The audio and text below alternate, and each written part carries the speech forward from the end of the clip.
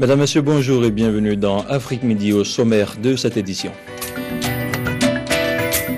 Sans aucune surprise, Paul Biya est largement sorti vainqueur de l'élection présidentielle du 9 octobre dernier au Cameroun. À 78 ans, Paul Biya rempile donc pour un 6e mandat consécutif. Fin de la visite officielle de l'ambassadeur du programme des Nations Unies pour le développement. Zinedine Zidane était venu apporter son soutien à la réduction de la pauvreté au Mali. La rencontre sur la solidarité pour l'eau dans les pays du bassin du fleuve Niger s'est achevée à Bamako le 18 octobre dernier. 3 chefs d'État africains ont pris part aux assises. Il y avait aussi des représentants de la société civile. Daouda Kamate.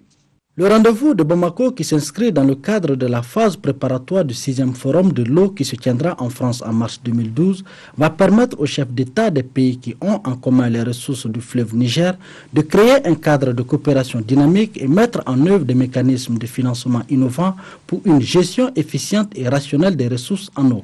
Depuis des décennies, nous œuvrons pour fournir toujours plus d'eau au développement. Aujourd'hui, il faut restituer à la nature l'eau que nous avons reçue de nos parents. Il faut de l'eau pour le développement. Si aujourd'hui le destin de 9 pays africains est lié au fleuve Niger, alors force est de constater que le fleuve Niger connaît des difficultés dues à l'importance croissance démographique et aux effets du changement climatique. À cela, le président tchadien pense que le temps des discours et débats est révolu. Il s'agit vraiment de prendre notre destin par nous-mêmes en main. À partir de ce forum, de nous préparer et de partir avec des solutions concrètes à ce sommet-là. Il n'y a plus de discours, plus de débat. Il faut des actions. Pour le président Amadou Toumani Touré du Mali, des réponses ne seront trouvées à la problématique du fleuve Niger que si la concertation, la coopération et l'intégration entre les États africains sont de mise. L'aménagement du bassin, en particulier, et celui du cours principal, a toujours été au centre des préoccupations des autorités. Cet effort national a trouvé son prolongement dans la coopération entre nos États depuis leur accession à l'indépendance. La mise en place de l'autorité du bassin du Niger en 1997, à N'Djamena, au Tchad, nous a permis de nous doter d'un cadre en vue de promouvoir une vision partagée de la gestion du fleuve. Quant aux partenaires, notamment le ministère français de la coopération et la fondation Jacques Chirac, ils ont réaffirmé leur volonté indéfectible d'accompagner les États africains à assurer l'accès de toute la population à l'eau potable. Notons que les recommandations qui seront issues de cette rencontre seront soumises au 6e Forum mondial de l'eau prévu en France en mars 2012. Alors, pour parler du forum sur la solidarité pour l'eau dans les pays du bassin du fleuve Niger qui s'est tenu plutôt à Bamako du 17 au 18 octobre dernier, nous avons sur notre plateau El Hadj Issoufou Ouattara, membre de la société civile. Bonjour. Oui, bonjour, monsieur. Merci d'avoir accepté notre invitation. Au cours de ce forum, il y a eu plusieurs tables rondes, notamment sur les ressources en eau et leur assainissement, le financement de l'accès à l'eau. On a parlé également du bassin du Niger et la coopération transfrontalière. Quels ont été réellement les enjeux de cette rencontre? Oui, les enjeux de cette rencontre, il faut le préciser, au niveau de l'autorité du bassin du Niger, ce que nous appelons désormais un territoire hydrologique, c'est quand même 275 millions d'habitants. C'est très important.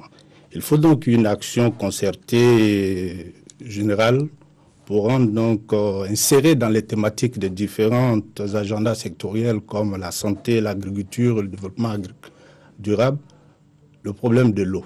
L'eau, dit-on, n'a pas suffisamment interpellé, est source de vie. Voir tout ce qui est lié à l'eau, l'agriculture et les différents corollaires.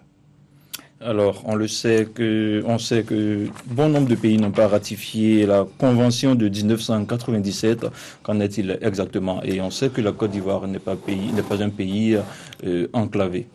Oui, l'enjeu à ce niveau aussi est très important. En ce qui concerne le cas spécifique de la Côte d'Ivoire, il faut respecter les règles de rigueur qui sont du président Ouattara, parce que l'Assemblée nationale va se mettre en place. Sauf erreur de ma part, c'est au niveau donc de la session d'avril que l'Assemblée nationale, en tant qu'organe puissant qui devrait donc aider le président Ouattara à travailler, pourra déballer ces différents programmes de ratification et tout. Alors qu'avant, en mars, le rendez-vous mondial se déroulera à Marseille. On l'a vu tout à l'heure dans l'élément. Exactement. Il se tiendra bien à Marseille, en France. Donc nous, société civile, nous interpellons, nous faisons le tam-tam, nous souhaitons avec beaucoup de diligence, nous exerçons et nous allons même utiliser certains canaux, tous les canaux qui sont à notre disposition pour accélérer le pouvoir, de telle sorte qu'on donne la chance, non seulement à la Côte d'Ivoire de manière spécifique, mais à toute cette famille, dis-je, de ce territoire hydrologique qui quand même, vers l'an 2020, ce serait quand même 350 millions d'habitants. C'est important. Ok, voilà donc le message qui est clair. Ici prend fin cette édition. Merci de l'avoir suivi et restez surtout en notre compagnie sur Africable Télévision, notamment à travers notre site internet www.africabletelevision.com.